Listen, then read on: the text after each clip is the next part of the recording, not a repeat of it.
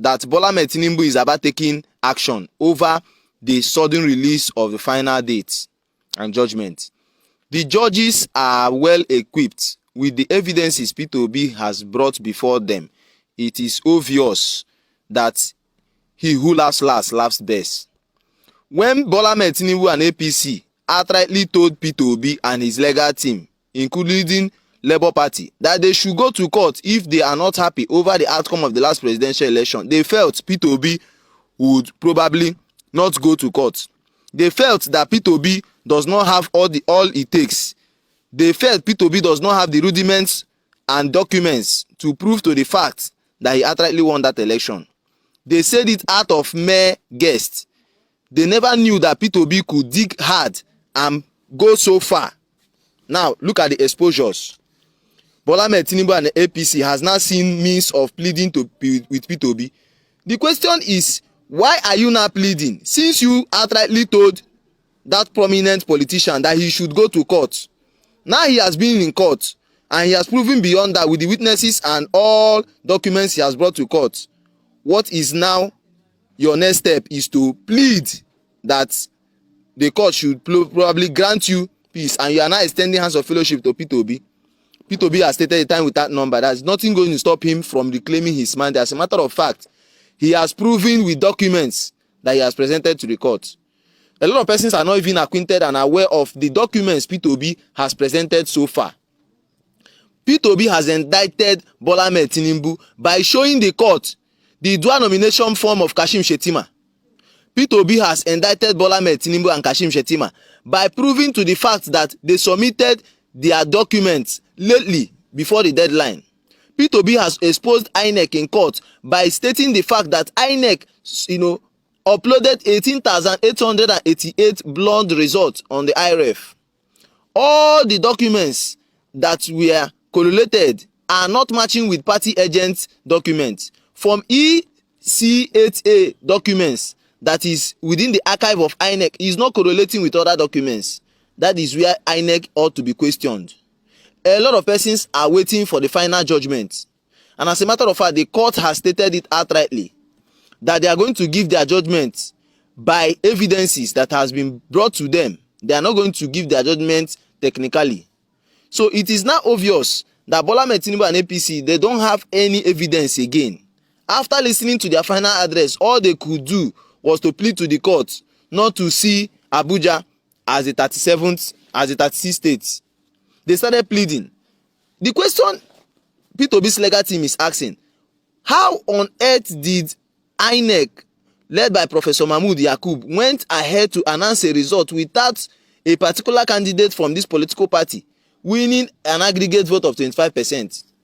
It is sacrosanct that the law is stating that if you are not able to prove to the fact that you won Abuja as the Federal Capital Territory, then you are not eligible to be announced as the winner of that very election. If INEC had gone back to correlate results and all they could have, down to the fact of correlating all the documents Peter Obi and Bola Ahmed Tinubu and Atiku Abubakar and Kwankwaso has submitted ab initio before this very election, they would have seen discrepancies before then. Or they did their very straight screening. If at all, they even screened Bola Ahmed Tinubu. Now look at what is happening. Now, after all the deed has been done, they are now coming to correlate and to look at the contingencies before and after the election. They've started asking their electoral commissioners posted in various states and local governments of what transpired in the last presidential election, of which a lot of them have the video clips of what transpired, how party agents were marginalized, how disfranchisement was the call of the day.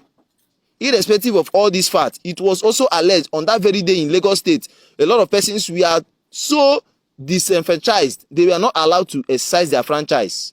Now, what is now the hope? Or everyone is now placing their hope on the judiciary, of which the court has hearkened to the final addresses of INEC.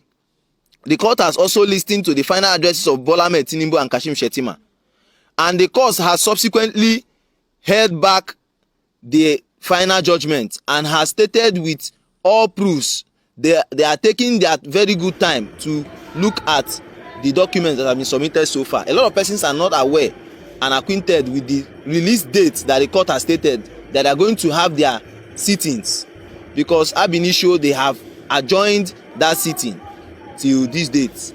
Now the court is going to sit on the 1st of August 2023, and on that very day the court will listen and to the final addresses once more, and also correlate all the final addresses, and all the legal teams will be present for the adoption of all the final addresses. And if this is done, then the court will now announce the authentic final judgment date, and on that day, that is where the truth will be revealed. That is where the judiciary will uphold the call of the day. And it is also alleged that Bola Ahmed Tinubu and APC haven't seen and haven't perturbed over the issue of the final judgment. They have started making moves. They started working out modalities on how to see way they could make sure that Bola Ahmed Tinubu is not indicted after the judgment.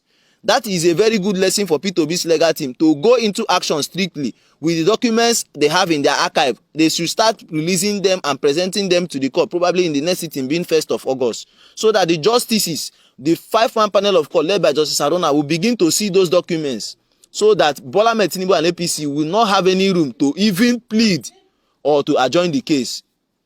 It is now very obvious that the judges have planned and has stated. A lot of persons are not also aware that this case ought to stay up to 180 days.